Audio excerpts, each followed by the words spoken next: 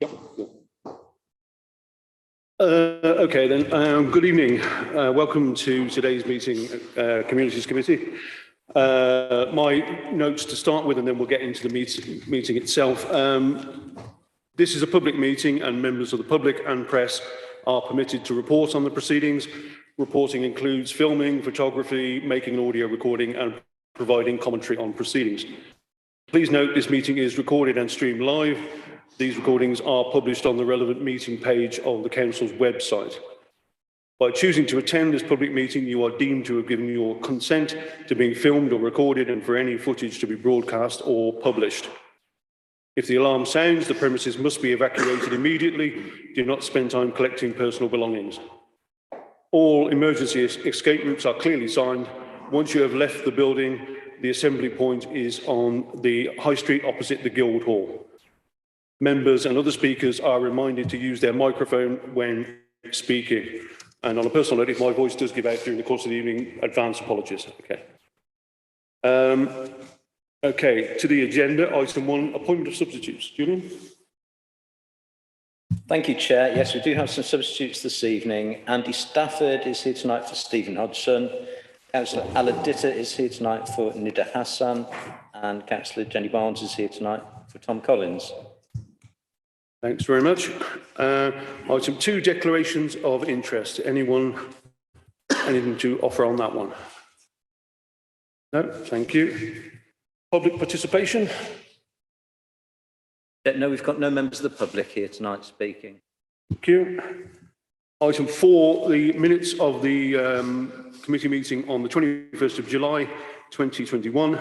I'll just go through them by page and pause at the end if anybody wants to make any remarks at that point. Page 1, 2, 3, and 4. Any comments or anything anybody wants to raise with that? Okay, thanks very much. Okay, item 5, Freedom Leisure Contract Year 5 Annual Report, April 2020 to March 2021. Lloyd? Thank you, Chair. I only intend to say a couple of things. This is sort of Freedom's item, but this is a noting report. So this is the annual report that Freedom bring to us every year. And obviously members will take into account that we've had 3 periods of lockdown over the last 12 months or so. So it'll be a presentation like no other, I think, that you've had over the last couple of years. Obviously members get the annual report, but sat behind this is the work of colleagues like Alan. So we have a contract monitoring role. We meet regularly with colleagues from Freedom, both on a periodic basis, but as and when issues arise as well. And that working relationship continues to develop is in a really positive place. And as members will be aware from previous decisions, we continue to support Freedom financially since the pandemic hit us. And we meet regularly on an open book basis to continue to provide that support within the budget envelope that was approved by members. That's all I was going to say, Chair. Happy to hand over to colleagues from Freedom. Welcome, gentlemen, in your own time. Yeah, good evening, everybody. So this is the Freedom Leisure Annual Performance Monitoring Report for Year 5, covering April 2020 to March 2021 for the Worcester City Council Leisure Facility Management Contract, covering Purderswell Leisure Centre, Nunnery Wood Sports Complex, St John's Sports Centre, Active Communities Worcester, and tennis at Cripplegate and Gullabout Park. We're going to get the slides. There we go.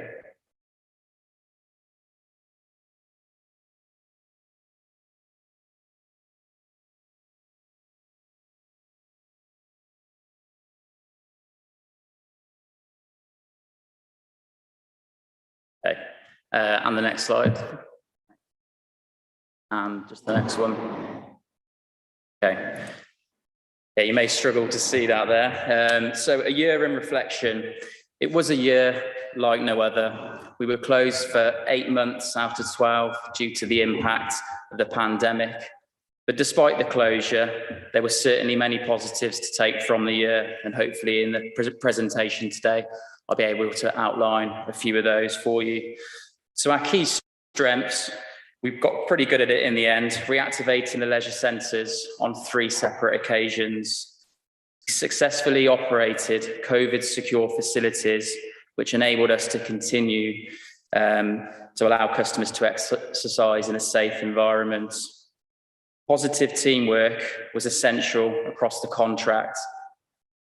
Our swim school recovery has been excellent. Our school swimming lessons has been excellent. We've generated a lot of positive customer feedback throughout. After the end of the November national lockdown, we relaunched Purd as well at a minute past midnight on the 1st of December. We wanted to be the first leisure centre to open. So we'll go more along those lines into the slides.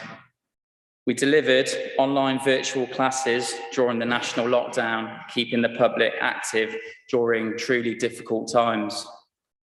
Weaknesses, because of the pandemic, a lot of the sessions at the centre had to be booked in advance. Our leisure management system at the time didn't allow for that. Pre-booking in advance was only eligible for members. So that was a weakness initially early on, which did get rectified as we moved on. Next slide, please. Before I address the opportunities, I'd like to draw attention to some of the threats that we've faced this year. There's a national swim teacher shortage across the nation at present. Thankfully, we were proactive in our approach. So from April, we invested into several trainee swim teacher roles, and we've paid for them to take part in their level 1 and level 2. And now we're reaping the rewards of that. And we'll go into more of the swim school later into the presentation. There appears again to be a lack of experienced candidates for a wide range of leisure centre vacancies.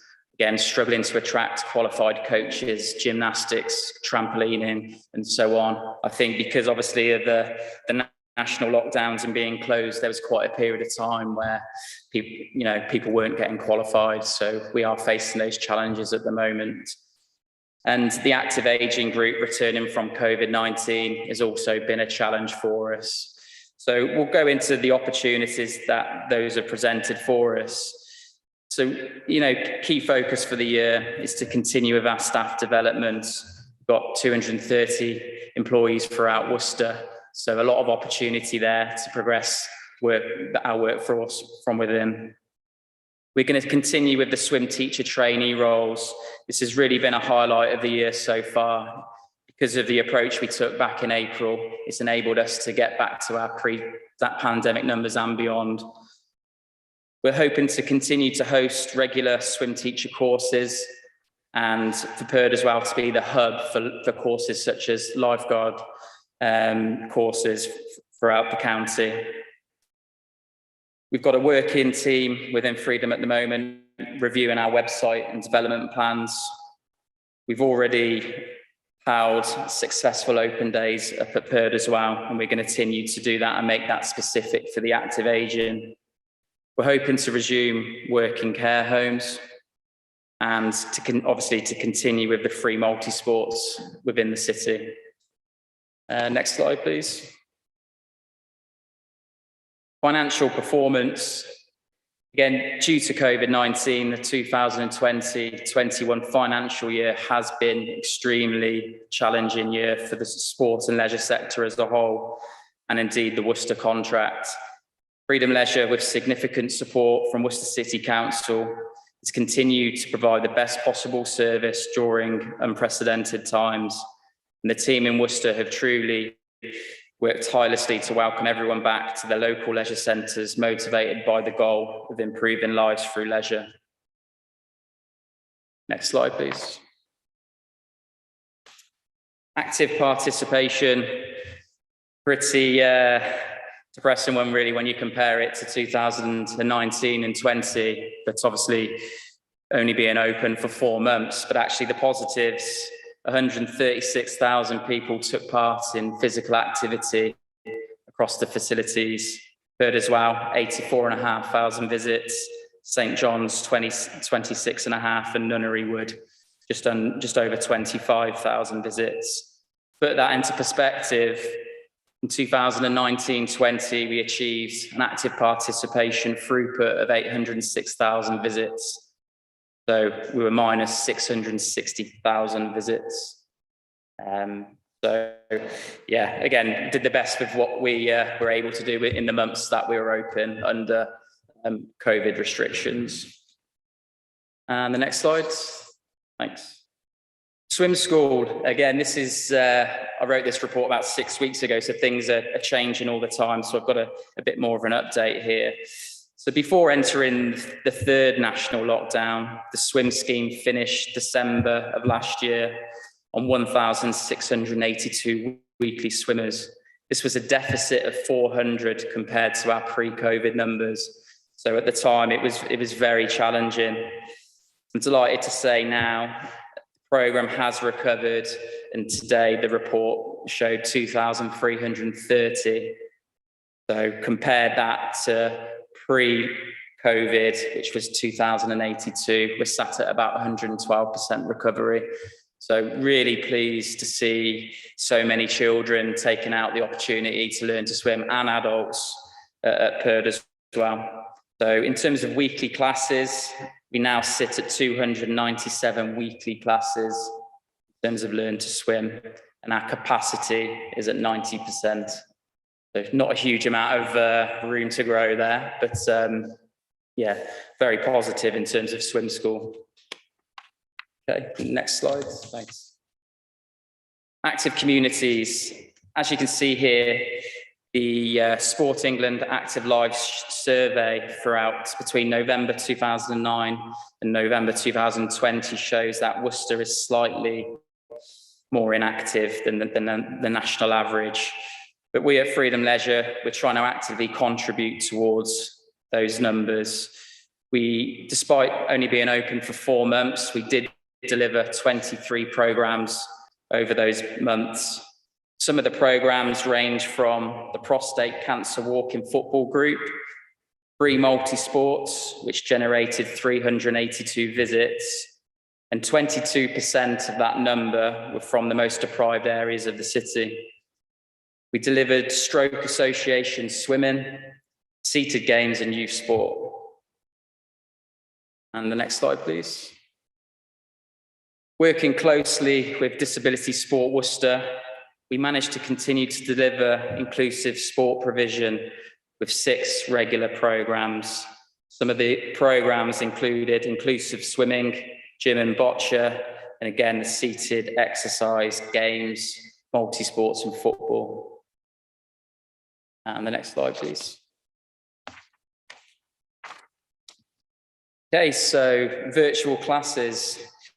We streamed live, our instructors streamed live from their own homes, in their kitchens, their garages, and their gardens during the national lockdown. And there's classes available to suit everybody, from pump, combat, and yoga to Zumba and salsa. We put together a programme that consisted of 40 weekly virtual classes. We had 2,000 followers, and again, the page was created by our very own Worcester colleagues, and it was shared across the entire Freedom Leisure organisation. So all customers from all centres were able to access that. Not sure you'll be able to see it. There's a few of the comments here in terms of, I'll only read the bottom one, which just kind of hits home to me, is thank you for organising this. It keeps me motivated, physically fit, and also benefits me mentally. I think I've had so many comments when we returned saying, you know, thank you for the instructors that took the time to do that. I think everybody was going through such a challenging period mentally, and I think that lifted spirits just to have 40 sessions throughout the week, and the banter that the instructors were having with the customers and the members of the public was truly inspirational, to be honest. And I think that's gone down very well, and we're happy again with the virtual class side of things. And next slide, please. And the midnight launch was a success of ours. So after the national lockdown, we wanted to be the first leisure centre to reopen the facility. So Sky TV caught wind of what we were doing and they attended the evening. So, which was at a minute past midnight on the 2nd of December. And over 70 attended the evening. We offered a public swim session. The swim club juniors attended. And some had school the next day, so it was probably quite tiring for them. And we ran gym and a two-hour special body combat session. And again, some fantastic feedback. I'm hoping the next slide works. It's just a little bit of footage from the event, if we can get the sound on.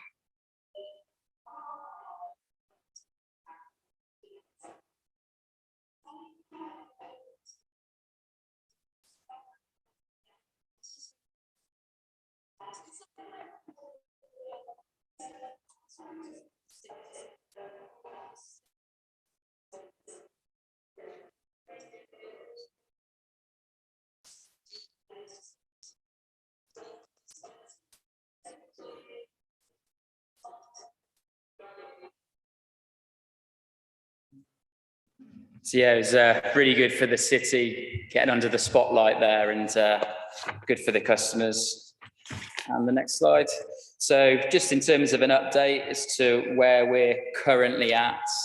Again, I'm not sure you can really see that, so I'll run a few of them. In terms of swim school has been the standout performance so far. We've recovered to 112% pre-COVID. Our membership numbers continue to be a challenge, but it's certainly going in the right direction. Slower growth in comparison to swim school.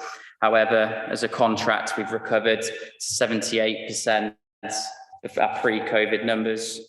In terms of school swimming lessons, we've recovered and retained everybody that was taking part in regular swimming. And a few of the other ones that are on there.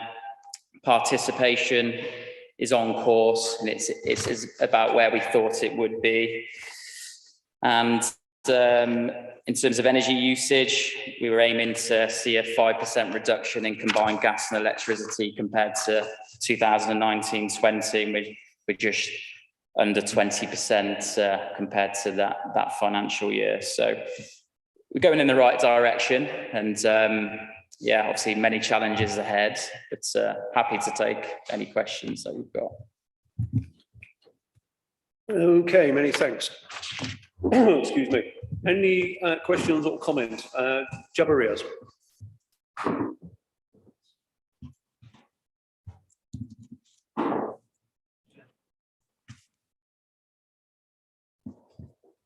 You hear me okay? It's fine.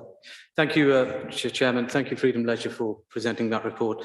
I think you've done remarkably well during this lockdown period and are going out of your way to ensure that a great experience is being had by your users.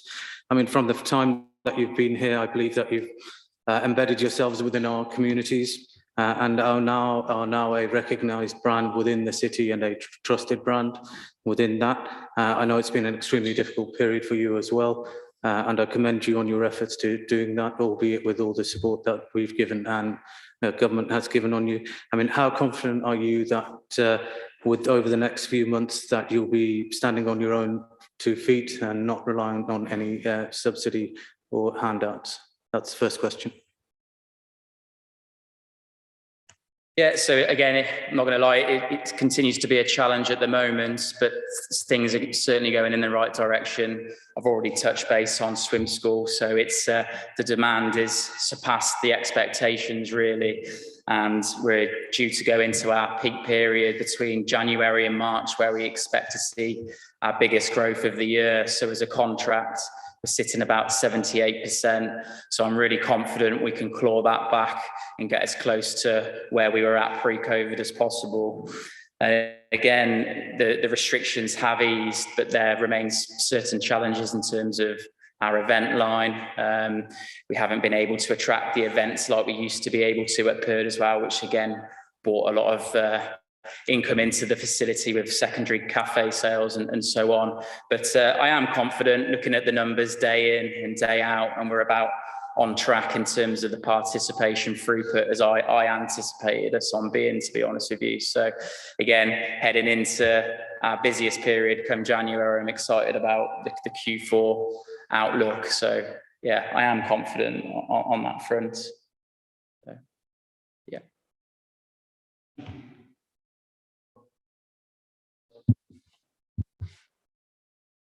Right. Thank you for those answers. You keep mentioning the swim school and the success of that, and that's been the biggest growth areas.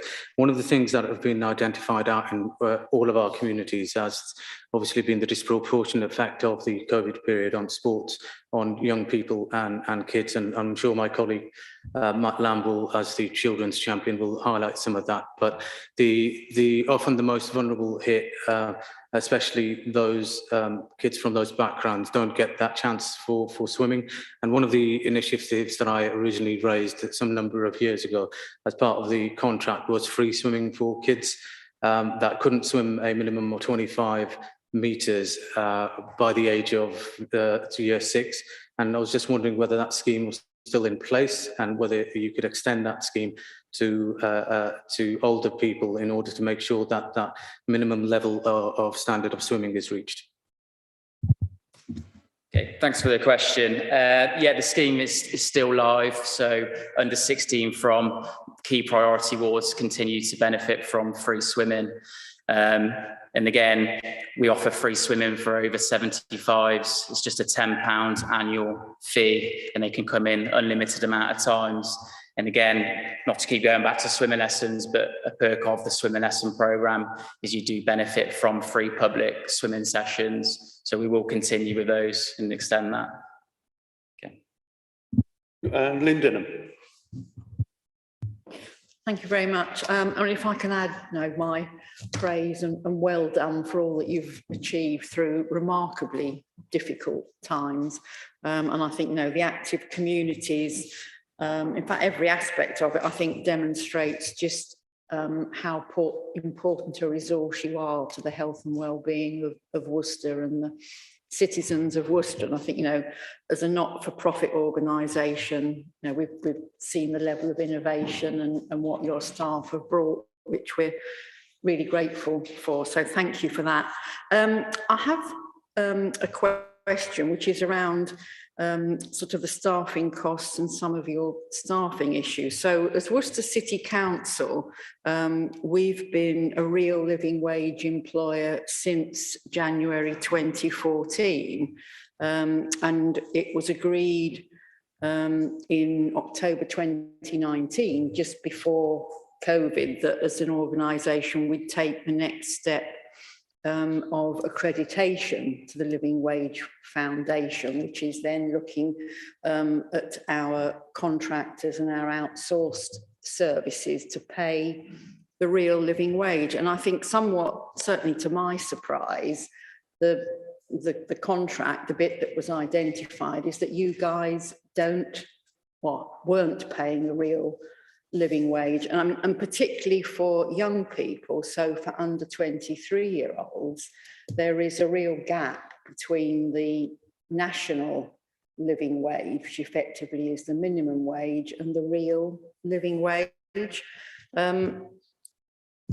Is that something you've thought about? Is there an obstacle to paying it? Whether it's on your radar at all?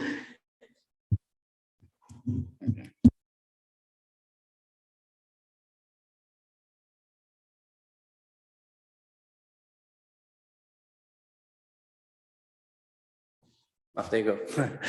Apologies. I'm Jeremy, Operations Director. I guess we're on that journey, is the message really, in terms of obviously some of the increases that are happening over the next sort of 24 months really. Closing those gaps. Clearly, when we started the contract 5 years ago and the financial arrangements through that bid, times change, but we are working to that contract and bid, and obviously keen to work with partners to recognise the challenges that we have, both for young people starting out and the sort of economic environment as well. So, yeah, absolutely. As a non-for-profit charitable trust, as you suggested, staffing are our priority, and we want to sort of do our best to support them in that. There's obviously a commercial challenge with that in order to make the numbers add up. So we're working through, and I guess the pricing element that you're going to talk about later is part of that mix in terms of how we actually support those people to raise those aspirations and outcomes across the board. Thank you. And I've got Jim Carver. Thank you, Chair. Yeah, following on from Councillor Denham's comments, but probably ties in with sort of where I'm going. It's commendable, sort of, what you've said with regards to local employment and jobs that created locally. Just trying to get something right in my own mind, and that's retention.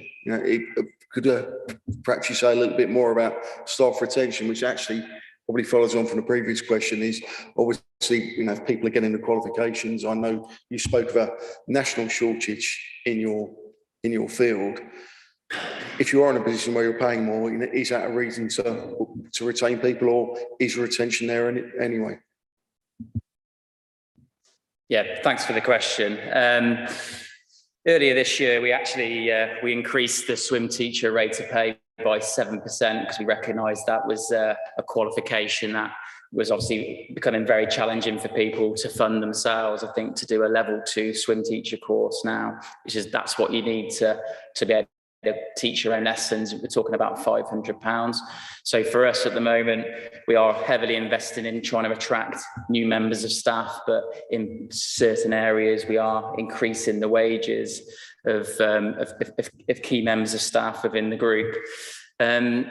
Again, staff training and development is a key priority for us. The staff, the lifeguards, receive regular monthly training sessions, and at the moment, one of the opportunities that I've kind of went through earlier was that we're looking at a 12-month training and development plan to try and bring people through. So just to show that there is that career progression. I think for me, I left school, wasn't sure what I wanted to do. I got into this industry as a lifeguard and then kind of worked my way up. So there's definitely opportunities for our staff members. It's just keeping hold of them as best as we can by continuously providing regular support and training along the way. We've also looked at apprentice routes and things like that. So keen to continue to try and develop staff with as many qualifications as we can, so per department. And at the moment, we're really trying to get the team to work across multiple departments and different facilities, so then that gives them more opportunities within the contract to continue to get hours and experience. So just picking thank you for your reply, but just picking on what you just said, correct me. So the member of the public has to pay for their own qualification before they come and work for you. Is it no? Did I mishear you on that? So I think really for the right candidate, we would look to normally invest into new members of the public in terms of joining us. What we do ask is for some commitment, and a training agreement is agreed. So if they leave within inside 18 months, then they pay a percentage of that back. So that's kind of the way we do things. I mean, looking at this year again, we saw swimming pools having to close certain sessions, and we haven't been in that position because we've continually invested in new members of staff to take part in courses. I think an MPLQ course for the lifeguards about £260. So it's not a huge amount of money, but we're keen to invest that in to get the right candidate in. And I think that's definitely helping. And Perth as well, being in a hub, really in a big facility, it's great. We've got the facilities to do the wet side without having the courses, and we've got the studio space available to us. So what's great is we're putting on these courses and we're kind of poaching staff to work for us as well. So, okay, thanks. Okay, and Jabber again.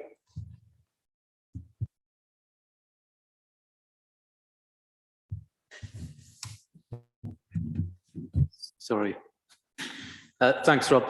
Probably following on from James's idea, I mean, where does the university fit in all this? Because, I mean, one of the biggest complaints we do get is universities, people, graduates graduating and then just moving out of the city. And obviously this university run a sports science course or plenty of sports science courses. What's the relationship there? Is there an influx of people coming and joining Freedom Leisure for employment opportunities or not? The second point was regarding the life-saving courses. I'm assuming we've got the Drowning Prevention Society and the Royal Life Society just up the road. I mean, they'll be running the courses, I'm assuming, or are you going to be running them yourselves? And why isn't there a relationship between the two?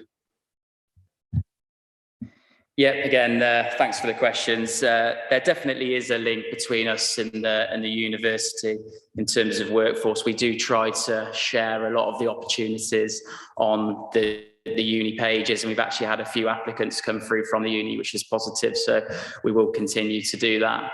There probably is more work we can do with the uni and linking up maybe through our active communities team, and that's something that we'll definitely look at. In terms of the network between us and the RLSS, absolutely, there is one. We have our regular contract meetings there on a monthly basis. They shoot a lot of their videos and at Perth as well, Leisure Centre. And when they do the new edition of the lifeguard manual, a lot of the pictures, when you look in there, are from Perth as well. So we've got a fantastic relationship with them, and they do support us with advertising the courses, but we tend to run them in-house because we've got 3 TAs available to us, and yeah, commercially it works well for us to do it that way, but they do support with promoting. We've also teamed up with them in terms of Drowning Prevention Week, where they've attended with their mascot during our swimmer lessons, and they've talked to our customers with us about the importance of drowning in open water. So yeah, and I think we've got a couple of meetings due over the next couple of weeks with Warwick and those guys. Thanks. Just what I was curious to, whether you might be able to add a bit of detail to. In terms of the position within the marketplace, have you detected any shifts, as it were, in relation to your, it's a fiercely competitive industry, we know that. Perhaps in terms of pay-as-you-go customers and members and so forth. Has there been anything discernible that's emerged through COVID and as we emerge? Yeah, I think what's clear from the participation reports at the moment is group exercise is a standout. I think customers like that community aspect of it rather than perhaps go into the gym with your earphones on your own and having a 45-minute workout and then leaving. There does tend to be this big community feel at the moment. So it's no coincidence for me that the participation compared to 2019 is narrowing on that group exercise program. And we're down to about 12% compared to 2019. Whereas if you flip that to the gym, we're looking at about 30% variance compared to where it was at in 2019. So I'd probably say, whilst the gym is still popular, I think people are open to doing more activities, which is great. We're not just a gym, and that's kind of how we market ourselves. We've got racket sports available, and we've got the all-weather pitch and swimming, lots of opportunities to do multiple sports. There's a clear picture throughout the organisation that the growth within our Learn to Swim programme is really exceeded expectations, but possibly memberships is slightly slower. But hope that kind of answers some of the question. Very much so. Thanks very much. Lloyd, did you want to say anything at this point? No. Okay. In the absence of anyone else indicating that they want to speak, can we just find out whether the committee is happy to note the contents of the report? Can you just indicate that you are, please, if you are? Brilliant. Thank you. And on that note, we will move seamlessly to agenda item 6. Thank you, Chair. Chair, this report presents members with the Freedom Leisure proposed fees and charges for 2022. And the committee are asked to recommend to Income Generation Subcommittee and onward to the Council the approval of the fees and charges as attached. Chair, I don't intend to go through section 2 of the report, other than to say that if members were to approve for recommendation the fees and charges attached, that doesn't prevent the Council and Freedom coming to agreement throughout the year on any discounts or offers, particularly linked to COVID recovery. And there is a sort of a track record of that. I suppose the key headline is that the proposal from Freedom is that their prices are increased by an average of 3.2% across the board. The table at page 33, just below point 3.1, takes you through line by line where those increases, those average increases are. I think some of the questions earlier, Chair, have probably covered off some of the paragraphs in section 3 and the reason for some of the increases. Linked to cost increasing around wages, and particularly with national living wage, national minimum wage, and the announcement at the budget last week. And the point's been made around the pressure within the employment market in leisure, and Freedom Leisure needing to become a competitive employer and ensuring they have not just relevant number of staff, but relevant number of adequately trained staff as well. I also note, Chair, the benchmarking exercise carried out by Freedom to ensure that they remain comparable. And even though there is an average increase, as we say, of 3.2%, I do note the fact that prices still bring us in line with neighbouring facilities. The other point I note, Chair, 3.10, is that following discussion with colleagues from Freedom, we've agreed to recommend not to apply any cost increases in relation to tennis, and obviously we'll continue to offer the concessions as they currently stand. And the only other point I was going to make, Chair, was around the increase in terms of benefiting the council. I mentioned earlier the financial support that we continue to provide Freedom with in terms of recovering back to baseline, and obviously there's an interest in that for us in terms of the contractual mechanism and us receiving an income. So I'm happy to take any questions, Chair, but also colleagues from Freedom, I'm sure can assist. Okay.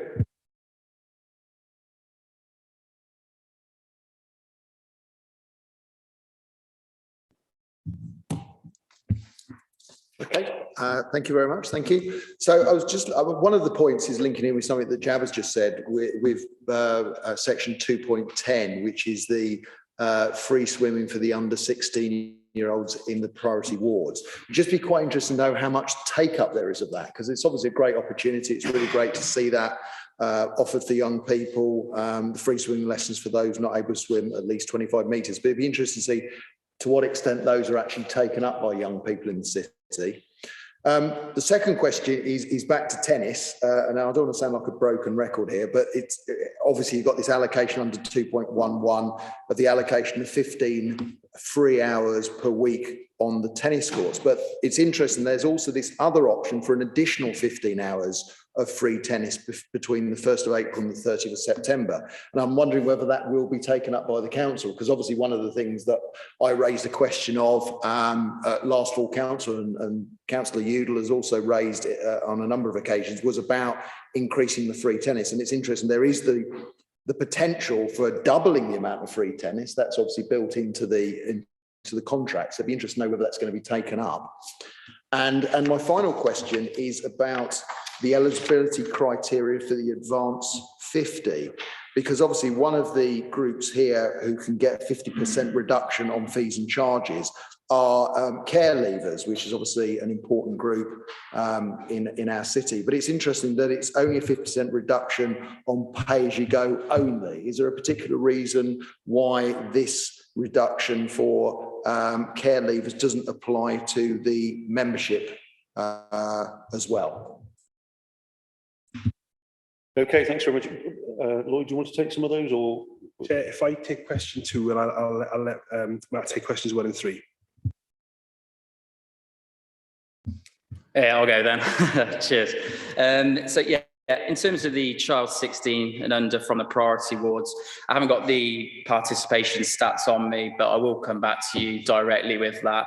But I do recognise this is something that we need to promote more as well. So with that email, we'll look at more opportunities that we can look at to really get that message out.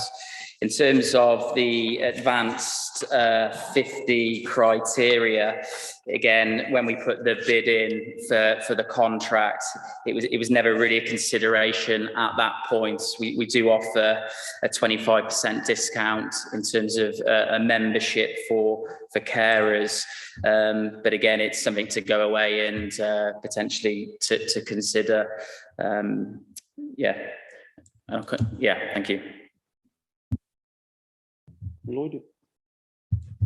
Chair, thank you. Yes, Chair, in respect of free tennis, members will recall that last year we increased the number of hours of free tennis, with conversations between yourself, Chair, and Vice Chair, and absolutely we would look to do that again. So we've put it in here as a prompter. We sort of invested in that as a council last year, not to sort of hamper the contractual mechanism. I think through a conversation between Chair and Vice Chair this year, we will probably find ourselves in the same position. Yeah, I think that we're at a point, I hope Jabbers of a similar mind, where we would expect to be at this point in terms of that discussion. Okay.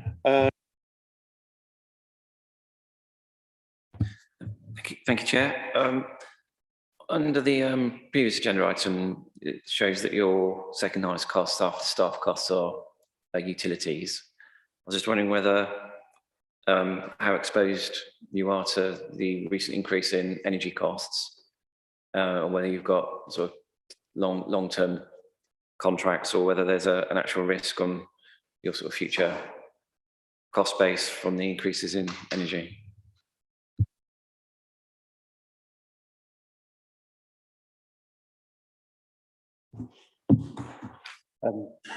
Not sure if Rob may correct me on this, but as an organisation, we purchased our energy a couple of years ago, so I think we're sort of locked into 2023, I think. However, obviously, we're working hard at the moment to sort of predict what that outcome is going to be like when we are purchasing that energy at that time, and therefore, clearly, the pricing increases and proposals that we're currently talking to all our local authority partners on are a really important contributor to that, because yes, who knows what that could be in 18 months time or 2 years time, actually. So that's where we are. That's how we're referencing them now. As we pick up other contracts, then those arrangements change slightly, but that's my understanding of where we are as part of this contract at the moment. And I think Lynn Denham next, was that? Yeah. Thank you. I think mine's probably a question for Shane, actually. In paragraph 5.1, it talks about the recent government announcement about the increase of 1.25% in national insurance costs. Now, it's my understanding that potentially local authorities as employers may be compensated for that, so that the government doesn't kind of, take with one hand, give with the other, so to speak, since it's supposed to fund social care costs, essentially. Does that apply to services that we buy in? I mean, is there any more detail about it, or are outsourced services left at a disadvantage, so to speak? Through you, Chair. You're correct, and that is also my understanding. The government has agreed that it will fund the increase in our costs for public sector bodies. So I don't anticipate that that will apply to contracted out services. No. So that if there is an increase, then that would become part of the discussion around our management fee and the finances with Freedom Leisure.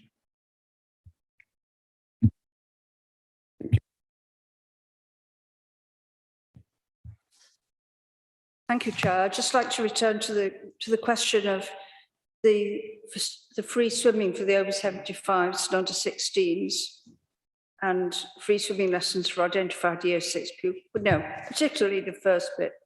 I was just worrying about the people in these priority wards.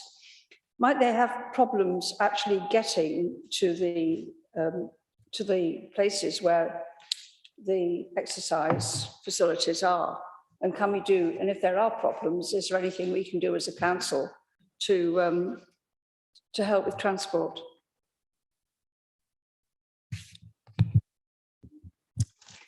Thank you, Chair. Thank you.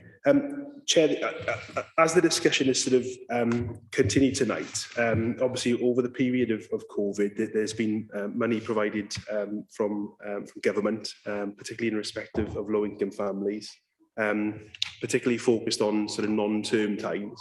But we are led to believe that further funding will be provided over the forthcoming weeks as we move into the Christmas period. And I just wonder whether there's an opportunity there for us to utilise some of that funding to try and tackle the point that Councillor Bissett makes. So I can certainly take that away with officers and consider whether we can utilise it for that sort of purpose. Yeah, I think it's an interesting point that Councillor Bissett makes, and I would kind of endorse what Lloyd has said. If the committee is happy for us to take those conversations away now, then we will report back at an appropriate time. Okay. Thank you, Chair. Any further comment or questioning regarding the fees and charges? Right. Okay, the recommendation is that it's recommended to income generation and the council the approval of the proposed fees and charges submitted by Freedom Leisure for 2022, covering the period 1st of January to 31st of December, inclusive, and following review by the Income Generation Subcommittee on the 10th of November. The report will then go to Council on the 30th of November. Just indicate that you're content with that. Thank you. Can I, as Chairman, underline what other colleagues have said during the course of the evening? I think you've done a great job over the course of the last sort of 18 months, and I would I'd really like to add my thanks and gratitude to what has already been said this evening. Thanks very much, and thanks for your time this evening. Yeah, thank you everybody, and for the ongoing support. It really means a lot. You know, we worked tirelessly throughout the last couple of years, and to have your support, yeah, really grateful. Cheers. Thank you. So we move on. It's been suggested that we have a slight alteration to the running order with Councillor Riaz's agreement. We invite Anne Nichols and Warwick to the table, and we'll do the agenda item that they are here for. So when you're ready, Anne and Warwick, if you'd like to come forward.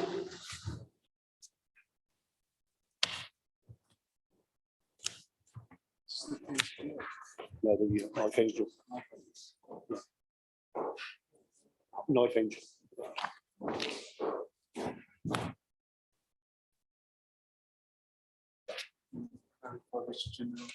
Yeah, no, that's fair enough. Just for the sake of clarity, we are dealing now with what is agenda item 9. That is the hosting of the Knife Angel National Monument Against Violence and Aggression. Warwick and Anne. Warwick.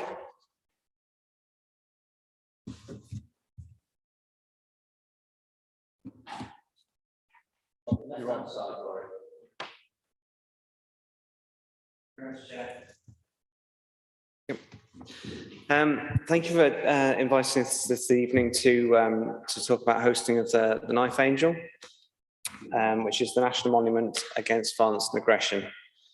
You'll see in the report that there's two recommendations. One, that the committee notes the contents of the report, in particular the work being undertaken for Worcester City to host the Knife Angel during March 2022, which not just hosting the monument itself, there's a complementary programme of activities and materials which raise awareness of the impacts of violence and aggression. And the second recommendation is to recommend to Planning Policy Resources Committee to allocate £7,500 towards the funding of bringing the Knife Angel to Worcester in support and funded from the Arts and Cultural Events budget, which is approved in June 21. This would go towards the costs of running the activities outlined in recommendation 1.1. Quick background on the Knife Angel. It's an impressive statue, 27 feet tall. We've included some images from the British Ironwork Centre website in Appendix 1, just to show you the scale and the magnificence of the monument itself. It's made from over 100,000 knives and blades received from across 43 police forces in the UK. And it's, as I said, it's been created by the British Ironwork, it's created by Alfie Bradford from the British Ironwork Centre in Oswestry. And since its creation, it's toured the UK, and in 2.2 you'll see a prestigious list of hosting cities and locations where the Angel has been sighted. And when visiting these locations, as mentioned, it's used as an opportunity to raise awareness of the impact of violence and aggression on communities. For Worcester and this committee is well aware that we are Worcester City Council is part of the South Worcestershire Community Safety Partnership, which is the formal body to meet the requirements of Crime and Disorder Act 1998. Covering Worcester, Malvern and Wychavon. This multi-agency partnership works to reduce crime and improve community safety. As part of meetings and analysis and part of that work, we get reports from the West Mercia Police and Crime Commissioner analysts. From those reports, we've had permission to present this evening a couple of statistics around crime data. And the first of those is to confirm that crime levels in recent months, the last couple of months, have reached pre-pandemic levels. The majority of crime is recorded within Cathedral Ward in the city centre, and of all recorded, and it tends to be 35% between July 2019 and June 2020, and 34% during July and August 2021. In the same period, it represents 15% of all crime in 15% and 15.6% of all crime in South Worcestershire across those two periods, respectively. So a significant amount for South Worcestershire. Violence without injury is the highest recorded offence group. For the period of July and August 2021, violent crime accounts for three of the most commonly recorded offences at 31%. On examining those offences, common assault and battery accounted for the largest volume of offences. The offences refer to non-lasting injuries. Battery account refers to non-lasting injuries such as a shove, but this was followed by actual body harm at 10.9%. So any violence and aggression obviously is a concern. And in place, there's a multi-agency approach to countering and looking after people's safety and protecting people from violence and getting people away from harm. And so there's a variety of services and agencies providing support, either on people's behaviour, on education and relationships and consequences with young adult work. There are perpetrator programmes and repeat offender management plans in place for those individuals that require them. Agencies and charities provide services to help people escape from domestic abuse and controlling behaviour, and tackling violence from addiction and alcohol is supported by various referral agencies. The nighttime economy promotes the adoption of the Best Bar None scheme, where licence is put in place, safeguards and procedures to protect staff and residents when using those venues.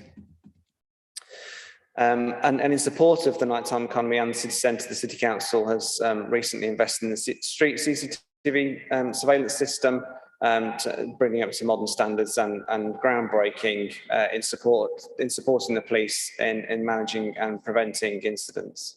So there's lots of work going on, but this particular hosting of the Knife Angel is a great opportunity to raise awareness and reiterate to our communities the importance of and sharing and supporting each other as communities. Officers are working with partner agencies where best to locate the Knife Angel. The preferred option is in front of Worcester Cathedral. You'll see from the other venues, the cathedrals around the UK are a great location and a setting for the monument. And so this is our preferred location, but we do have a couple of backup options just in case it's not available. When the Knife Angel arrives, we're working on providing a detailed programme of events and activities for people to take part in and share. There'll be an education programme for schools to come and visit the Knife Angel. The cathedral is willing to use its education wing to support those activities. And the funding we're looking to allocate to this project will help with transport costs to get school children to the monument. Part of the education is to raise awareness about violence and abuse and to learn about services that are available to help. So we're looking to train up a volunteer a group where people can man the monument. So when people are coming to visit, they can either share, discuss, or learn about the services that are available to our residents and communities. There'll also be events where there'll be guest speakers to talk about the impact of violence on families and communities, and obviously encourage people to come forward with to share their stories and experiences. During wherever the Knife Angel is hosted, there's normally an amnesty box, so there'll be a weapons amnesty box, and because of the nature of the angel itself and the amnesty box, there'll be 24/7 security provided as part of it while it stays. We're looking for the stay to be the whole of the month of March, and to obviously enable as many people to come. The standard period of being hosted is a month period. So you'll see in the financial section of the implications 4.1, we've estimated the costs of bringing the Knife Angel. Such a large monument requires logistics and transport, and getting it and setting it up in Worcester. There'll be on-site welfare, obviously, for staff and volunteers while they're hosting the angel, and there'll be transport costs to get education establishments to the angel as well. And we've allocated funds to be able to create specific education materials and a contingency on top. So therefore, this report seeks the approval from Communities Committee to support the costs of bringing the Knife Angel to Worcester to the tune of £7,500. And this, as I said previously, this would be from the Arts and Cultural Events budget allocated in June 2021. So any questions? Warwick, thank you. I've got Jabba Riaz followed by Jim Carver.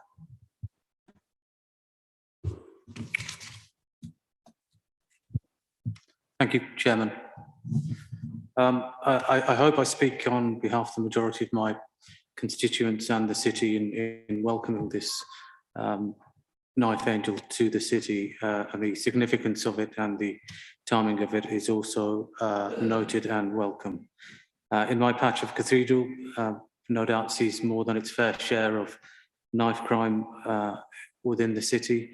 And over the last 2 months, we've had 2 knife incidents involving youths in and around the patch on the streets, and an infamous one about 2 years ago where machetes were involved and a young man came to some serious harm as a result of knives being used. Knife crime is a real threat to the safety and security of our citizens and our school children, and gang culture in schools around the country have shown alarming rates of blades and knifed instruments being used by youths in the streets nationally. Worcester isn't immune to this, and it's only a matter of time before we see further instances of these crimes. One of the things that has been identified from a youth group, the Perryfields Community Association, which I started almost 18 months ago, with youth, has been around the education of knives and of gang culture, and which I'm glad to say Anne Nichols and her team are working with on there. They've identified a real need for educating our young people regarding the dangers of this. So it's a welcome move on our behalf. That's why I was just a little bit disappointed, Mr. Chairman, with the education element of this project, where only £2,000 was allowed for that crucial element. We recognise it's a really significant and beautiful piece of work and of art, and it really just shouldn't be just used for posing in front of selfies. There is a serious message behind it, and you know, there's something not quite right about allocating £10,000 for the security of a knife angel when we're only allocating £2,000 for the educational element. I think this is a real opportunity where we can hammer home that message of the dangers of violence using knives, especially amongst our youth. And I was wondering if the chairman would consider an increase in that budget allocation for the education element. Otherwise, I think it's a fantastic project for the city, Mr. Chairman, and I welcome it. Thank you. I can ask Warwick to just pick up the point about the educational aspects of this. You'll be not surprised to discover we'll take the question of the budget away and deal with it as a separate item. But rest assured, we will have that conversation. You'll be part of that. Okay, Warwick.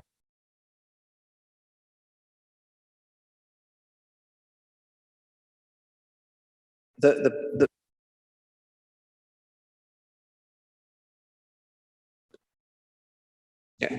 budget estimates were based on the experience of other locations. So there is a lot of material that exists in support of violence and aggression, and obviously we're the local services. There's a lot of information about local services already in existence. So hence the estimates were more about using the existing materials and you know, producing or larger quantities. Hence the value. Certainly, if more budget was allocated, we could do more. So that's the reason for that. Why the original estimates probably look a bit light. It is because there's a lot of material already out there, and it's about reusing it to some extent. I've got Jim Carver and then Lynn Denham. Jim. Thank you, Chair. Yeah, I really wanted to echo some of what's just been said by Jabba. I'm looking at this, and I'm wondering with respect whether in front of the cathedral is the right place for it. I'm looking at this and I'm seeing this as a huge opportunity to reach out, and I pick up on, I don't know, somebody made a point about, you know, we don't want it just to be selfish. You know, when I think of sort of visiting other cities that have got cathedrals, I don't say you go to York Minster, or just as one example, it's very different. Geographically speaking, our cathedral is cut off by the ring road, and what I really want to see happen with the Knife Angel is actually people really sort of paying attention to it, and I'm just concerned it's a bit out of the way there. You did talk about other options. what I'd really like to do is find out a bit more about the volunteer educators. I think it's mentioned about that they'll be at the statue. I don't think they should just be at the statue. I think it should be actively going around the schools here and reaching out, and that way we can reach out and get school kids from across the city, and youth groups, not just schools, but youth groups, young adults from across the city. And I'd like to, speaking as someone who's throughout the course of my life has worked in some of the most dangerous parts of London, I think if we're looking for volunteer educators, we should, with respect, we should be trying to reach out to people who have turned their lives around. People who have experienced that in the past, because what we're trying to get through, we're trying to reach a peer group here, which a lot of us, with respect, none of us in this room, if we were suitably trained, wouldn't be able to reach out to those people. If kids are carrying knives and youngsters are carrying knives, they need to listen to role models who they know have actually done what they're doing and have come out the other side and turned their lives around. So I'd like to learn a bit more about the volunteer educator recruitment. Is there any provision sort of through reaching out through probation service to people who may have turned their lives around after Rehabilitation of the Offenders Act has sort of passed, and really sort of people who can be used as proper role models. This is a huge opportunity, and I really don't want it just to sort of just to be a quick headline. We know there are problems and I've got problems in my ward as well.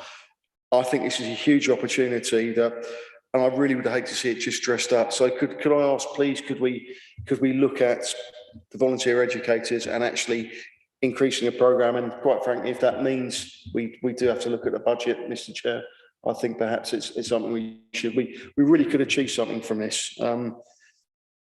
Maybe if we didn't go in front of the cathedral, we'd have to look at, we may have to obviously review, you spoke of other locations, Warren, would that affect the cost, of course, just because it may be a cheaper position to erect a statue, that might not necessarily just be good enough for me. I really want it where, we've got kids, every time you come into us, there's kids hanging around.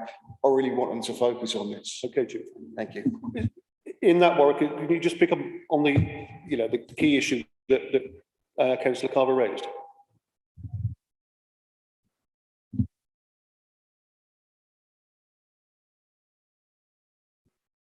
I think I'm pressing the buttons too many times.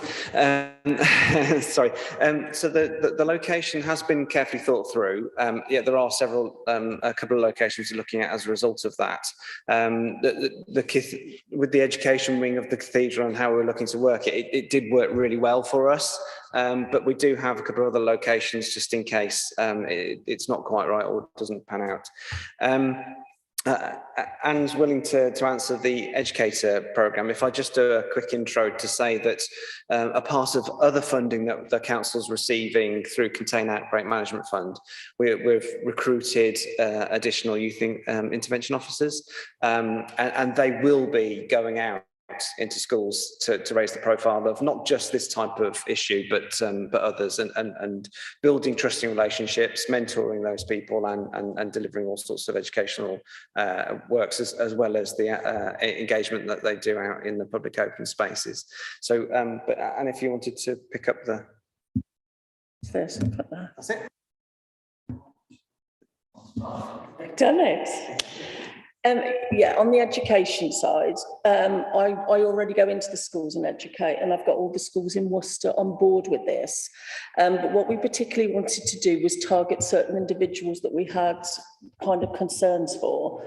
So they'll be coming in a separate group with CAMS and other agencies.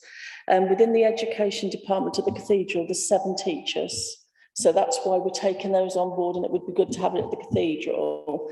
We've got the youth offending service joining us, and we've got probation as well. We've got some ex-offenders coming in from that, and some of the skaters that I've been working with as well, unfortunately got into trouble with knives and other things within their lives. So they're going to come in and be some educators with the young people as well, and kind of say to them, if I had a thought, if I hadn't have done this, this is where I'd be. So they're going to be part of the education part. Also victim support reports coming in with some victims as well, so we can actually make sure that they're there. We've got the Dawn project, domestic violence projects, and all those, they're coming in as well. So it's a month of a programme of events and talks, and the schools will come in and do the education, then we'll follow it into the school. So some of the classes that I'm in now at the moment will start to work with some of those young people, and then they'll come down. So we've got all that there in place. With the cathedral, we can get 90 young people within the room, and we need a big room like that. And the programme that we put together is key stage appropriate for age groups, because we need to be careful what we're teaching some of them as they go up. So we're having some of the university students come in to help us as well, because they've got their training courses. And what it is, we've got a 10-minute film, we've got a 20-minute presentation, and then we've got a question and answer session with the young people. They'll go outside and look at the Knife Angel, a talk will be done with them, and then they'll go back, and the schools and the teachers have agreed to do another programme with them afterwards. So they'll do some feedback as well. So, and we're in the process of doing the rest now as well. There's a lot of planning with this.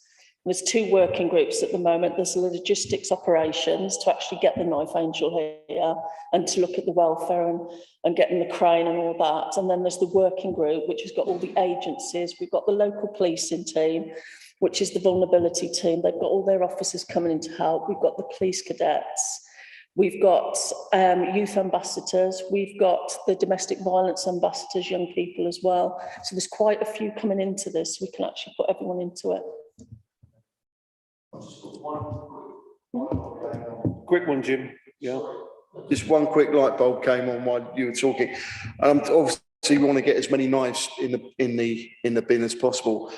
Just a concern of mine: has any thought been given to the fact that possibly, if we go for that site, there will be CCTV cameras? Will that put some people off actually getting rid of some knives? Is there any experience from previous?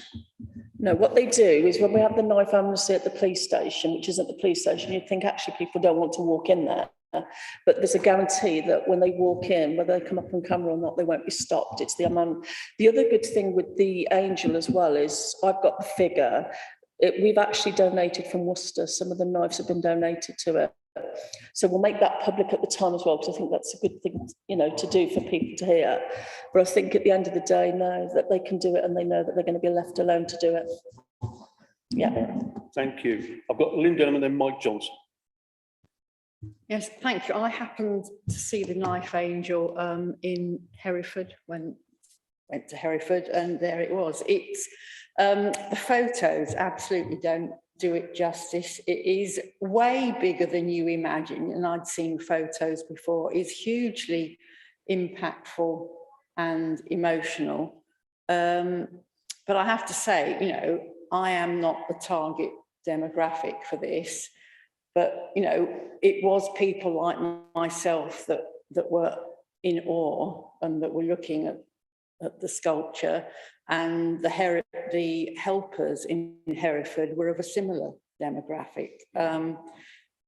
No, we absolutely are not the target market. It is a cultural icon. It is an experience to see it, but it's actually about making a difference. And I should have known that Anne would have all these wonderful connections and organisation, and I'm sure Worcester's going to be doing this way more effectively than Hereford.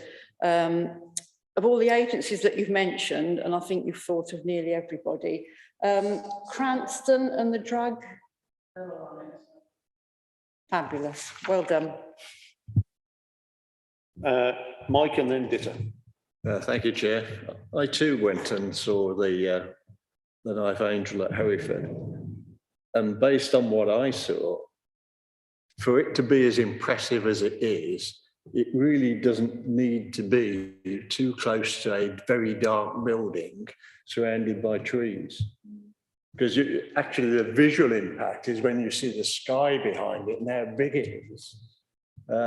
So I would question the location and wonder, given the connection to Cathedral, and that's where a lot of the resources are going to be coming from, whether you just bring it across the road and put it actually in Cathedral Square. Because the other thing is, you need to secure it overnight, believe it or not. And I don't know whether you saw, there was a great big Harris fence around it. and it was manned overnight because bizarrely people had been known to attack it. So I haven't got a problem with the idea. I do have a problem with the location and would suggest the other side in the open to get the full impression of it.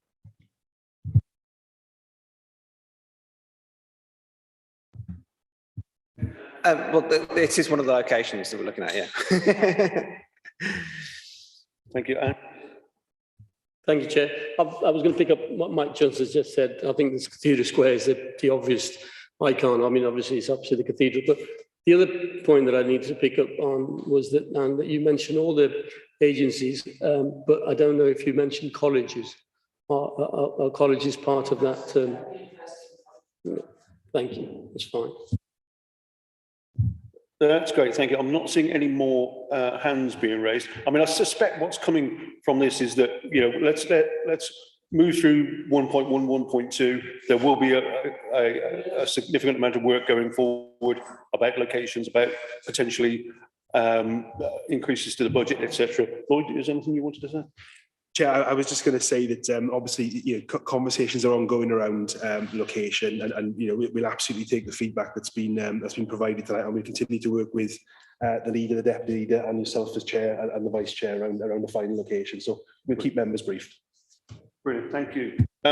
So to confirm the point, 1.1, the noting of the report, and 1.2, the recommendation to P&R, the allocation of £7,500 towards the funding of this.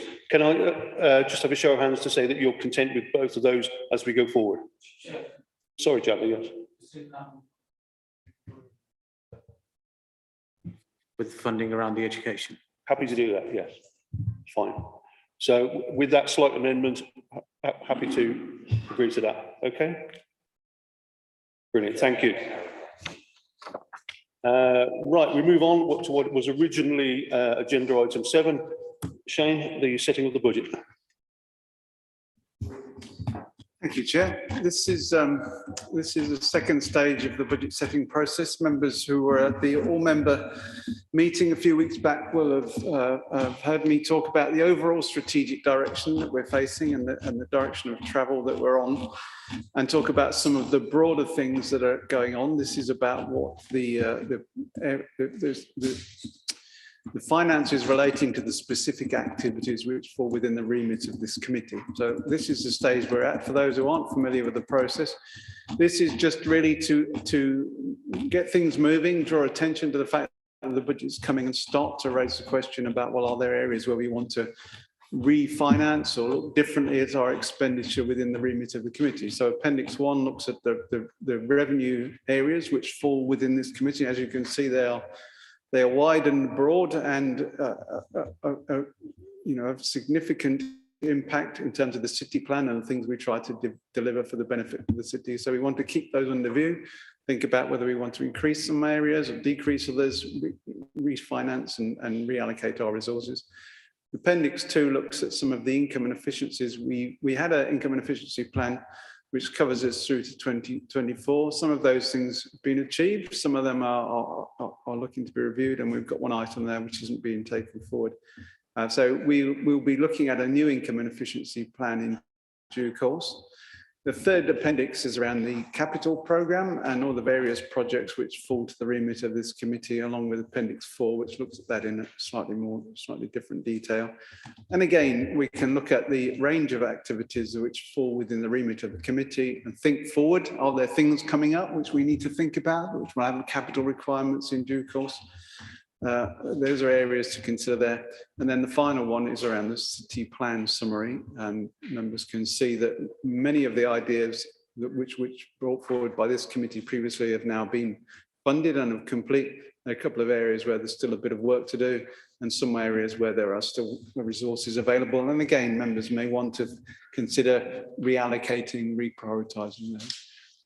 Okay, so that's the kind of context for where we are. The next stage, of course, is that we now begin to think about what we want to take through to the budget in February. So the process is that if there are thoughts that members want to raise today, then the next step is to approach myself or Lloyd or go through the chair or vice chair of the committee, and we will help work with you to work those proposals up so that we can come to papers in January with some worked up ideas for recommendations onto policy and resources in February, which then looks across the votes from all the committees and comes to a conclusion about what to take forward to council for voting at the end of the month.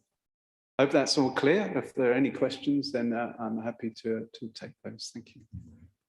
Thank you, Shane. Any questions at this point for Shane? Not seeing any raised hand. Marjorie and then Lynn.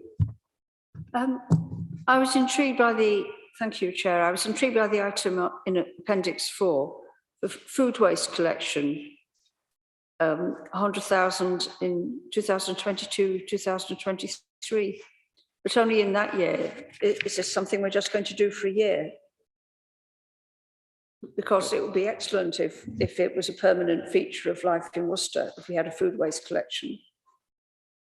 Through you, Chair, the government has indicated that it intends to require councils to carry out food waste collection. And that will begin, at the moment, we're expecting that to be developed during 22-23, and that is £1 million rather than 100,000. That's designed for the setup costs for increasing that. So it's an estimate, a very broad estimate of what we think might be incurred, but we've put it in the forward capital programme to make sure we have the funding necessary for when we get there. That's all. And Lynn Denham. Yeah, I've got a couple of questions, if I may, also on Appendix 4. Housing temporary accommodations, again, well, there's 500,000 for the current financial year, but nothing going forwards. I mean, given the issues with insufficient affordable accommodation within the city and, you know, potential pressures around homelessness and so on, is that a figure that's going to be spent this year, carried forward, or what? And then my other question is around Section 106. Are we really saying that we're not expecting to get any more ever? Which seems unlikely.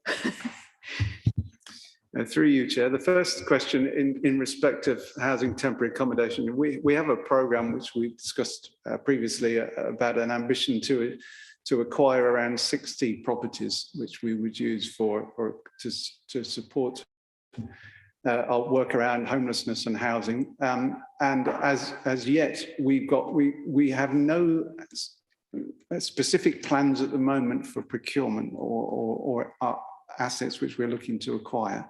So Lloyd has commissioned a piece of work around council-led housing, and we anticipate when that reports that it will set out a programme of work for us, and then we'll build a capital programme around that. So we don't put things into the capital programme until there's a reasonable certainty that we know we're going to acquire those assets. So they will come forward in time, but the 500,000 that we had made available in the city plan remains there and can be used for that purpose. So rest assured that it's available. And the same applies in Section 106 contributions. We have a reserve. I cannot remember off the top of my head how much there is in the Section 106 reserve, but we will apply them to the financing as and when we make the decision to use them. So when an asset comes forward which requires capital support and there's an available Section 106 contribution for it, then it will come through into the funding. And if, for example, we recognise that that's something that's going to be built in 2024-25, then that's when it will go into the programme. Okay, thank you. Any further comments? Jabba, sorry, yeah. Just a point of clarification, Chair. Was any proposals, do you want them now or would you prefer them at a later stage? Through you, Chair, it's for members to determine when to bring them forward, but the important thing is that officers become aware of them. It's brought to our attention, so we can work with you to actually develop them in time for January. So it's entirely up to you whether you want to raise them now, but we wouldn't be voting any proposals at this stage. Okay. In the absence of any raised arms, the recommendation is that we note the budgets for various services identified 2021-22 and note the progress made in delivering the projects included in the city plan and city delivery fund that are relevant to this committee and confirms the programme of work resourced Could you just indicate that you're happy to note that, please? Yes. Okay. Thank you. Thanks very much, Shane. Moving along to agenda item 8, consultation on the proposed PSBO to close footpath Brickfields Crossing and Kays Crossing. Warwick?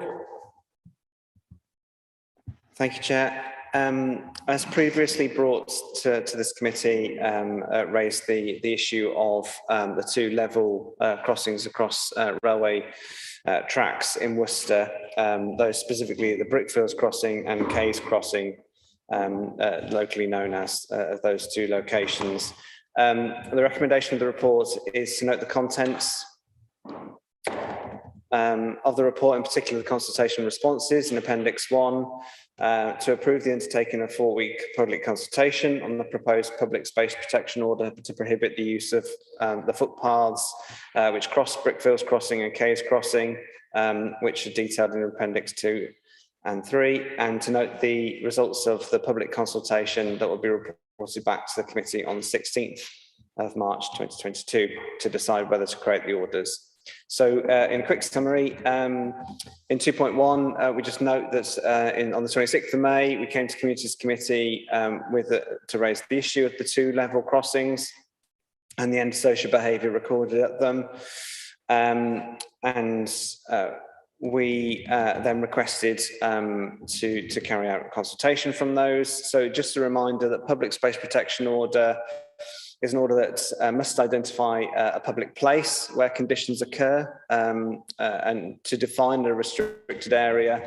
And we must identify that there are particular prohibitions or requirements that people must carry out in that area to prevent the detrimental effect that's happening or to reduce the detrimental effect.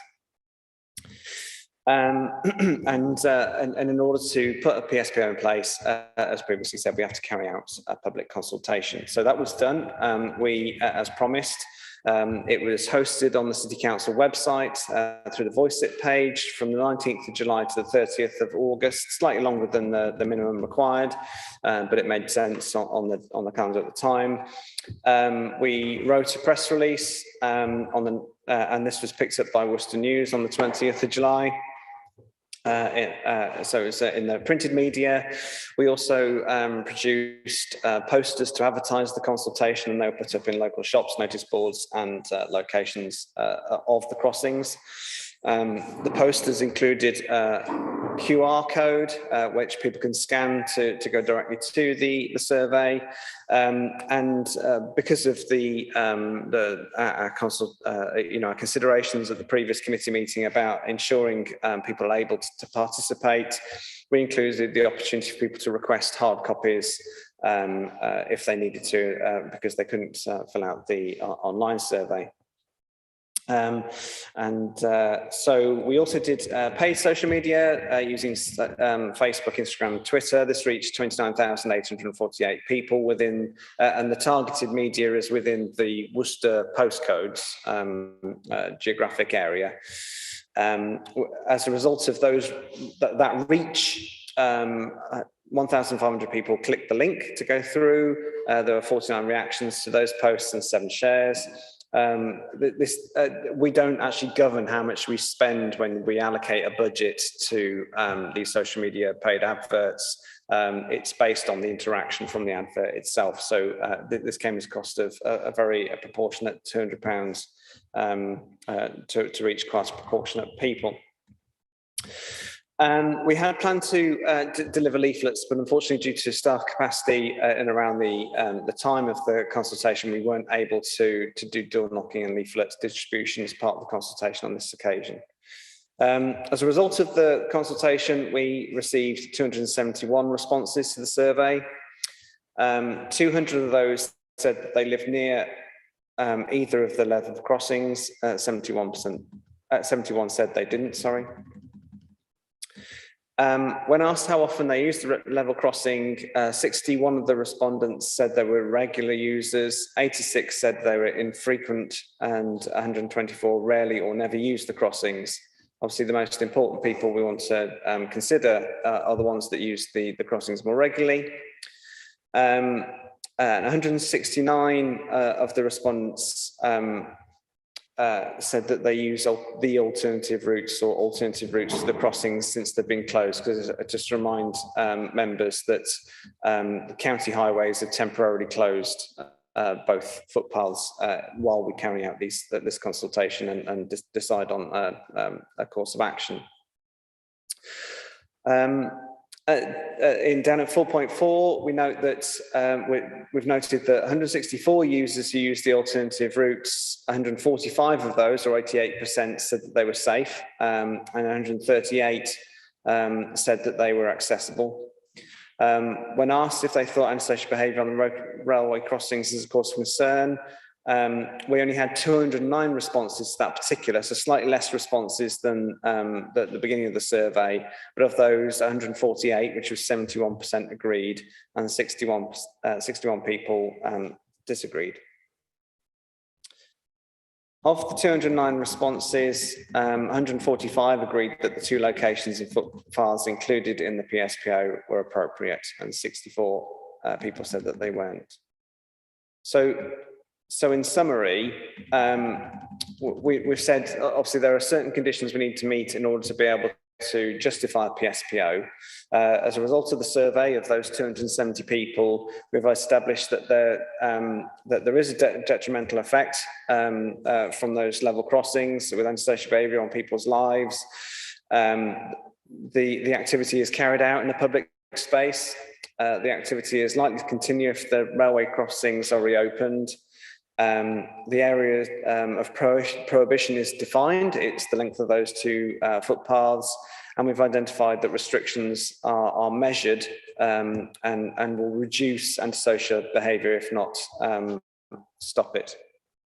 So our preferred option is that we carry out two separate consultations, one for each crossing, because we'll have two separate orders based on the two locations, and then we carry out a consultation exercise and report back on the outcome of that consultation at the future committee meeting, which we assume with the timing of the committee programme and to give us the time to actually carry out the consultation. This will be the March committee meeting. Any questions? Thank you, Warwick. Question, Matt Lamb to start. Thank you. Thanks very much. Without trying to prejudge what the results of the consultation process will be, I mean, I find myself broadly in agreement with closing the one K's crossing, obviously, which is linking my ward with the neighbouring one. I suppose one of the questions I would ask is, if we agree to the consultation moving forward, how will it differ to the consultation we've just had? Because, I mean, the questions are really, really interesting, but the question that isn't here is almost the most obvious question, which is, do you think it should be closed or not? Because there is a difference between the question which says, do you think antisocial behaviour on railway crossings is a cause for concern? Okay, there's a difference between asking that and then saying, do you think the crossing should be closed? So I'm wondering whether one of the questions that will be asked as part of the consultation is quite frankly very, very clear. Do you think it should be open or do you think it should be closed? Because when you actually read some of the commentary, whilst people agree that there is antisocial behaviour on the railway crossing, they don't necessarily follow the logic that therefore it is the crossing that should be shut. Some of them actually say that the actual antisocial behaviour itself should be tackled, and there are various suggestions put forward. So I'm just wondering, you know, how are the questions going to be different, and how will it sort of guide us very clearly? Because I think there is a difference of opinion. I think broadly people are in favour of closing it, but I think there is a difference of opinion in the ward, and I think there is a difference of opinion amongst some councillors. But it'd be interesting to know exactly how the questions will differ to the ones that have already been asked. Through you, Chair. So the next consultation was imagined just to be on the orders themselves. So you know, so not necessarily many questions, literally commenting on the order, as you said, because we've already consulted.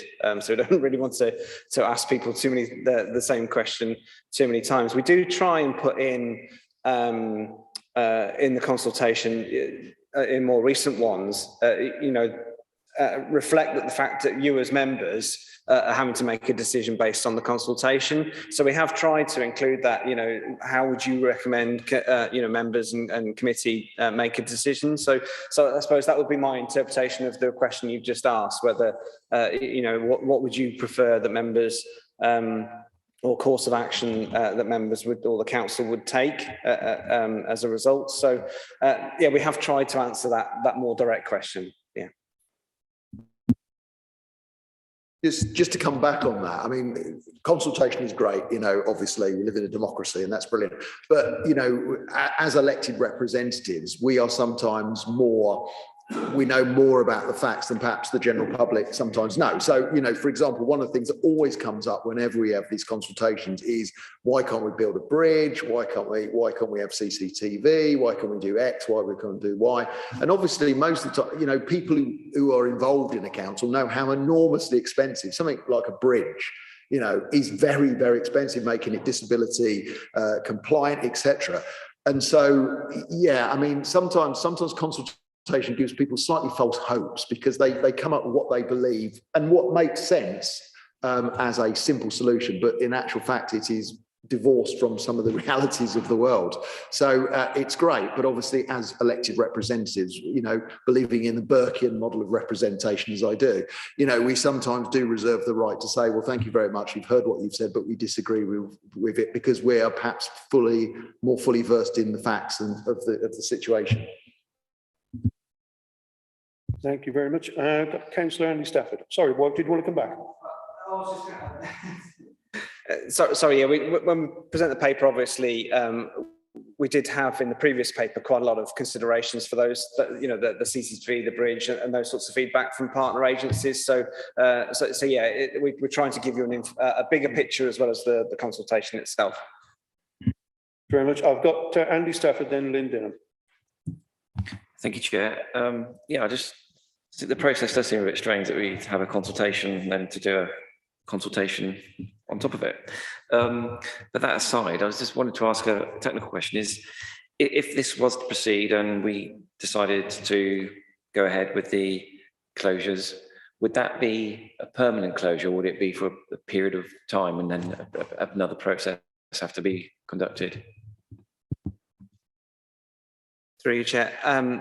It is only up to 3 years. Sorry, Andy, you probably missed the discussion at the last meeting about the length of the order. We can go up to 3 years with the PSPO. We've had advice from county for various reasons. They can't close the footpath permanently. We want to get a more efficient process than if it's got to be done every 3 years. Okay. Lloyd, did you want to come in? Yeah, Chair, just on the point of consultation, it's a bit damned if you do, damned if you don't. I've worked in previous councils where we've taken reports to committee or cabinet and sought to consult on a PSPO, and we've attached the actual draft at the same time. But that can come across as a bit of a fait accompli. I think we learned, particularly through the city centre PSPO, that doing an initial consultation that got the feeling, that got the data first, and then moving to a consultation on the draft seemed to work well in respect of that process. But I do wonder when there is something perhaps as common sense and where there's broad support for something, whether this process we do need to review it in hindsight. Okay, thank you. Lynn Denham. Thank you. I mean, officers might not have managed to get a letter out, but with regard to the Brickfields one, the Rainbow Hill city councillors did. So I'm sure that's contributed to the response rate, which actually is relatively good, I think, for some of these things, which is potentially a relatively niche interest. And well done to Warwick again for a proper full equality impact assessment. I think we don't see enough of those in the council, and Warwick absolutely does know how to do them. And it's interesting that I think there was a higher response rate from people with disabilities than they represent within the population, and I think absolutely do need to be mindful of of the impact on people with disabilities and having to take, you know, a longer route round, which, you know, has potentially a disproportionate impact on those people. Thank you. Okay, I've got Mike Johnson. Just going back to the, we're consulting again and again. I assume this is because city, county have an interest in the path. Can't National Rail Track actually close the crossing and we just put a sign up saying this is a path to nowhere? Because surely they own them bloody things. There are right of ways that go over the track, so they can't because they'll be obstructing the right of way through county. So we have looked at all avenues, Mike, I assure you, in getting to where we've got today. We've absolutely looked at every opportunity of how to resolve the issue.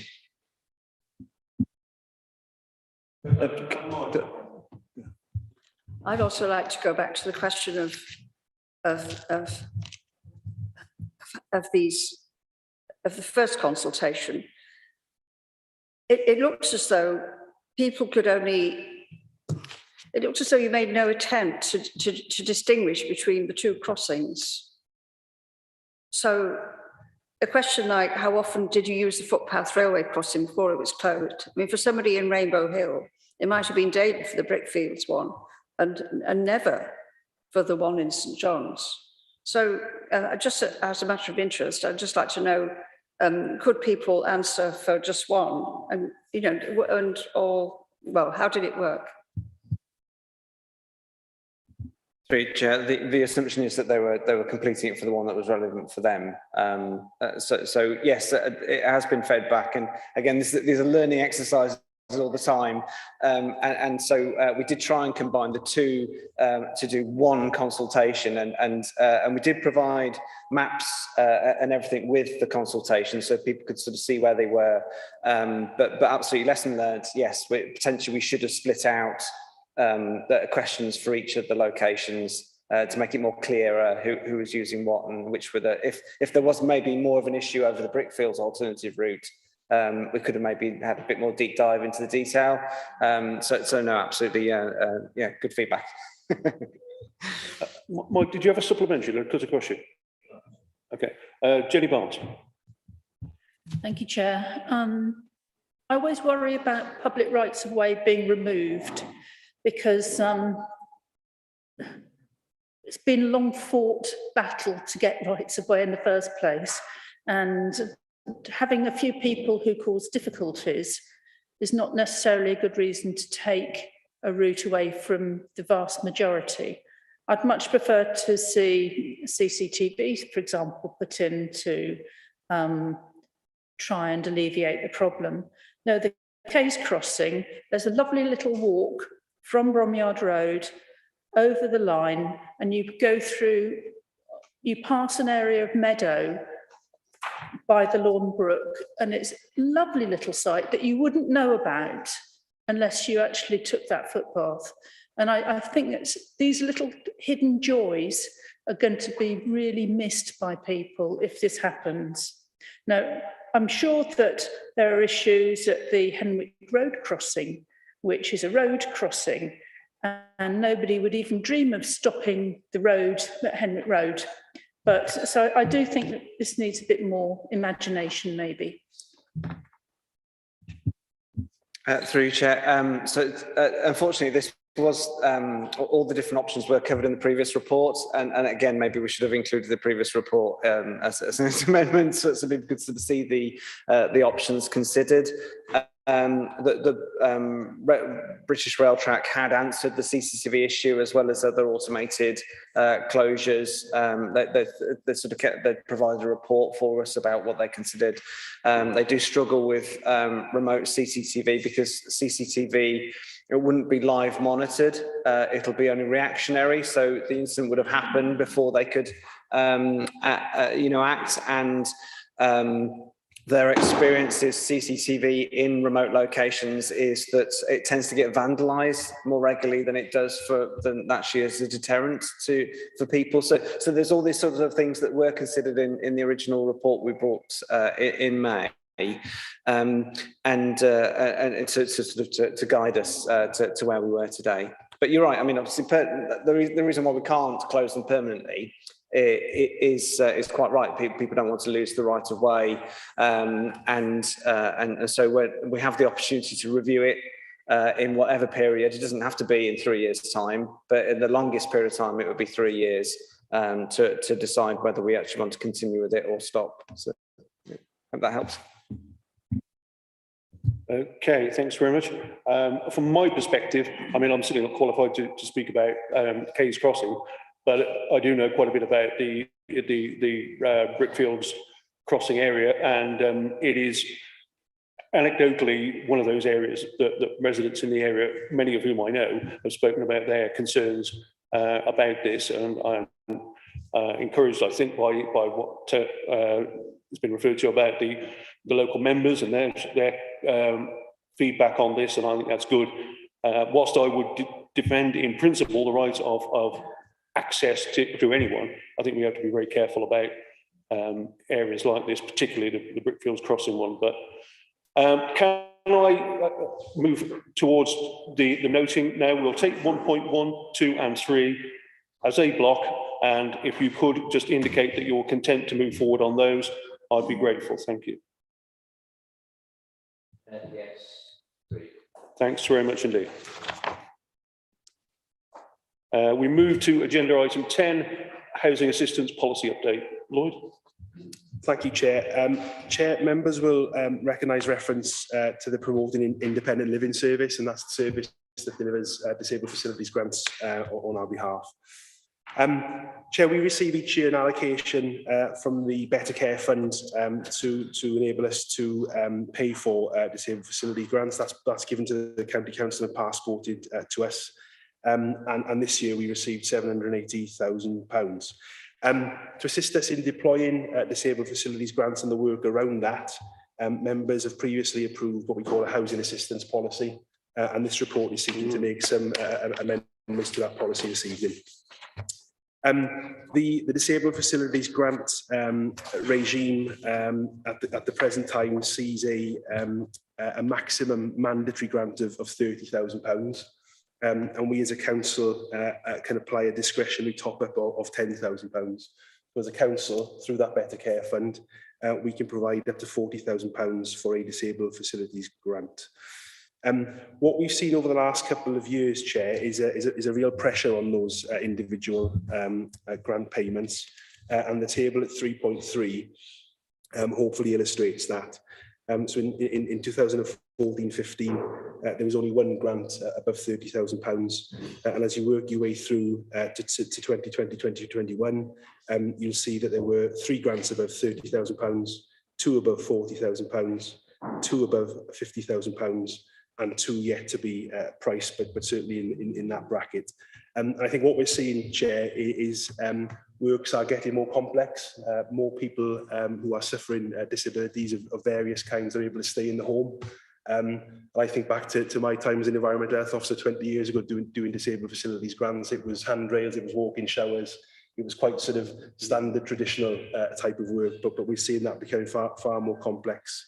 That's what's reflecting itself in us receiving applications for grants of additional value. So one of the things that we are seeking approval for this evening, Chair, to allow us to increase that discretionary element of DFG from £10,000 to £25,000. And that then allows us to be able to provide a maximum grant of up to £55,000 and allow us to work within policy and assist people who require that more complex work. There are 2 further minor amendments, Chair. One is just to update our policy and bring it into line with the current sort of mechanism for how we deliver grants. At the moment, we've appointed Millbrook Healthcare to deliver grants on our behalf, and they act as agent. but our policy refers to applications being directed to the council, but contractually applications are required to go to Millbrook Health. We just want to bring the policy up to speed and make that change. And then at 5.1, the final change is to include costs associated with supporting properties where there's been hoarding, and that hoarding needs to be cleared out first before we can carry out works. At the moment, that's not covered by our policy, so we'd like to also include that within the Disabled Facilities Grant Assistance Programme. Chair, I referred to the monies we received from the Better Care Fund. That money has increased since 2015 year on year, and given how that's allocated and how we spend to date, we're not envisaging any of the changes proposed tonight that would result in a budget increase. The current fund that we get each year will be able to fulfil the requirements for a new policy. So I'll stop there, Chair, and happy to take any questions. Questions, Matt Lamb? I mean, obviously, you know, disability is a very wide spectrum and covers a multitude of different issues. I mean, with my sort of children and young persons champion sort of hat on, I mean, how does the policy in its update impact, if at all, on children with special educational needs and disabilities? Thank you, Councillor Lamb. I think it very much sort of plays into that sort of field. Certainly, you know, just go back to my time practicing in the last couple of grants that I dealt with, they were very much moving away from traditional installations and more to children with learning disabilities, you know, sensory environments. So, you know, it's certainly not just targeted at young people and children, but it will certainly benefit. And I think some of the more complex cases we are seeing that relating to autism and various different issues. Thank you. Any further questions or comment? No. Linda. Sorry, it's just to follow up on that point. So to meet the criteria, would children have to be statemented? You know, would they have to have, you know, a statement of need or a, you know, a personal plan, whatever the right terminology is, in order to access this funding? Thank you, Chair. Thanks, Councillor. Yes, there is a criteria to be met to be able to access a disabled facilities grant, but also as part of our policy outside of the FG, we also have 2 or 3 other funding streams to help people be at home with care needs. But certainly from a disabled facilities grant point of view, there is a criteria that needs to be met. I don't have the detail on that, Chair, but happy to clarify what that is for members in writing following the meeting. Any further questions or comment? Okay. At the beginning, Lloyd went through the recommendation. I'm happy to take this as one single show of hands. If you're content to go forward, please show, please. Okay. Thank you. Agenda item 11. Can I take it that all members have had the opportunity to read the document? Obviously, questions to Lloyd would be appreciated. Would anyone like to, is there anything in there that colleagues would like to particularly discuss? We've all seen these many times before. Is there anything that you want to?